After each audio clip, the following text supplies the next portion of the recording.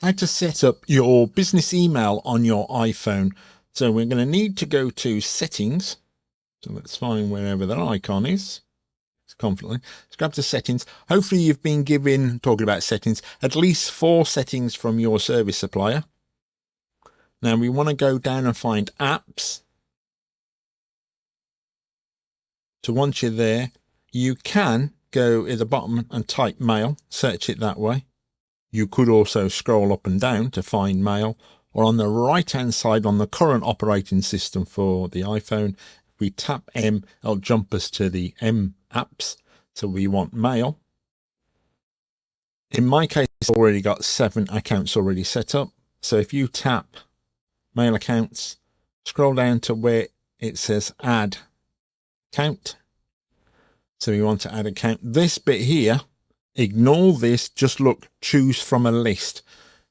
This is important, otherwise it's going to make things a bit difficult going forward. So don't enter your email here, choose from a list. Now the list options, if you've got things like Google, Yahoo, those type of things, those protocols are already known to the system because they're the same. There's only one Google, so those protocols are known. Ours are different because obviously there's different mail servers and different companies. So we want add another account or other account, tap mail in here. Now where it's got name, it could be your business name. It could be your name. If your business is likely to be sending multiple emails, as in you've got multiple users sending it to the same company, you might have something like High Diver Accounts in this case, or High Diver Dispatch, High Diver Sales, or it might just be your name. Here we're going to enter the name of, you're going to copy and paste this one. So in this case, it's Lady Penelope. The password. Now Apple does in this, as of current, it doesn't have an option for you to view your password. So we're going to do this. Always double check as you're entering. You'll notice I'm concentrating because I can't go back and see what it was. So it's one of those that if you make a mistake, you could end up pulling out what little hair you've got. Now we've got 2 protocols. One is POP and one is IMAP. Without going into too much details, I'll do separate videos on how they work. So don't forget to subscribe for that. But POP is if I've got the iPhone and I've got a laptop and both connect via POP, whoever gets there first gets the emails. The other device will connect and won't see them. POP may have protocols where you've said delete emails after 7 days or after 14 days, but it can see there's already one device that's connected that day and pull that set of emails down. We're going to use IMAP. IMAP uses more resources on our side. However, it mirrors, so whatever's happened on your iPhone or your Android or your laptop is mirrored. So if you've downloaded emails, deleted them, replied back to them, the other person or the other device can see. So we're going to use IMAP. So in this case, it's the name, the email address, the description. This is for your benefit. Host name. Now this is the server. Now out of those settings, you should have been given your email address, your email password, your outgoing server and your incoming server. We want the incoming server. So in is IMAP. So we IMAP dot, and in this case it's the business's domain name. It might be something different. So yours might be something like imap.bt if you're not using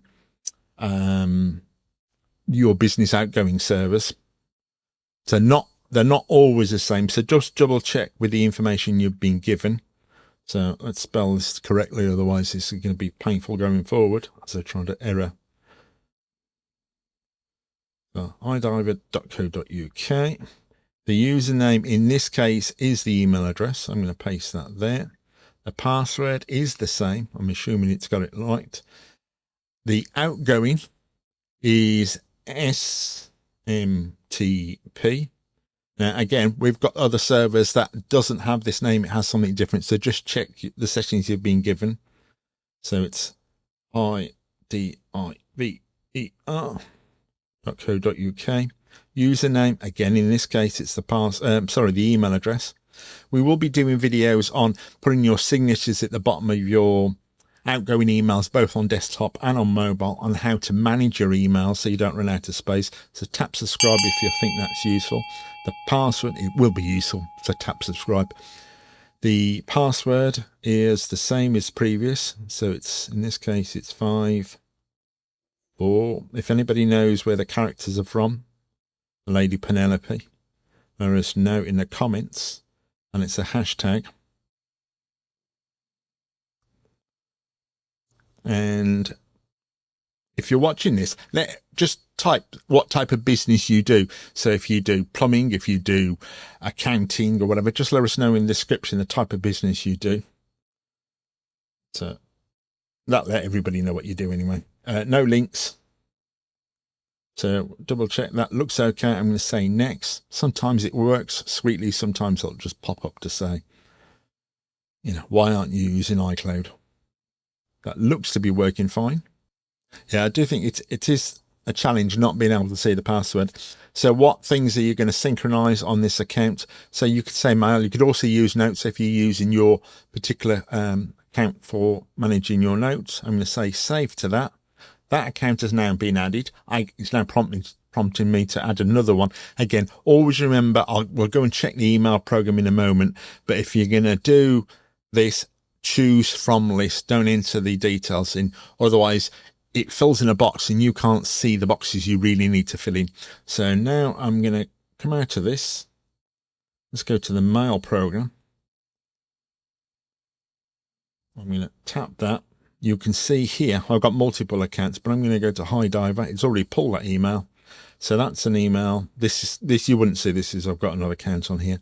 So this is the email that is just coming in.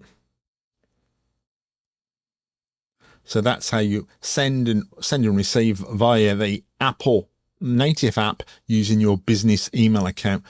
If you found this helpful, do thumbs up, and I'll see you in the next video.